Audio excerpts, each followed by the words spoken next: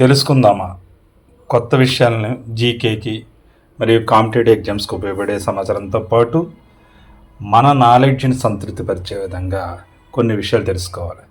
ఆ శీర్షికన తెలుసుకుందామా అనే ఒక విషయం తెలుసుకుందాం. తెలుసుకునే ముందు ఈ ఛానల్ చూడడం ఇదే మొదటిసారి అయితే సబ్స్క్రైబ్ చేసుకోండి. ఈ కంటెంట్ ఇన్ఫర్మేటివ్గా ఉండి ఉపయోగపడితే లైక్ చేయడం మాత్రం మర్చిపోవద్దు. అలాగే మీకు తెలిసిన వారికి షేర్ చేయండి. ఇంకా విషయంలోకి వెళ్దాము.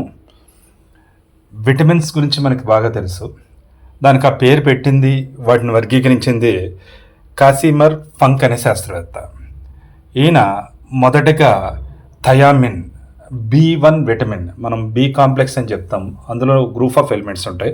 అందులో మొట్టమొదటి ఎలిమెంట్ B1ని థయామిన్ అనే దాన్ని పరిశుద్ధ స్థితిలో వేరు చేయడం జరిగింది. అందుకే తన్ని విటమిన్ల పితామహుడు, ఫాదర్ ఆఫ్ విటమిన్ అని పిలవడం జరుగుతుంది. ఈ విషయం మనందరికీ తెలిసిందే. ఒకసారి గుర్తు చేసుకుంటే కాసిమర్ ఫంక్ విటమిన్ల పితామహుడని, B1 అనే థయామిన్ విటమిన్ని ఇతను శుద్ధి చేసి కనుగొనడం జరిగిందని మనకు తెలుస్తుంది. ఇది కాంపిటేటివ్ ఎగ్జామ్స్తో పాటు మనందరికీ అవేర్నెస్ పెరగడం కోసం ఈ తెలుసుకుందామా శీర్షికన చెప్పడం జరుగుతుంది.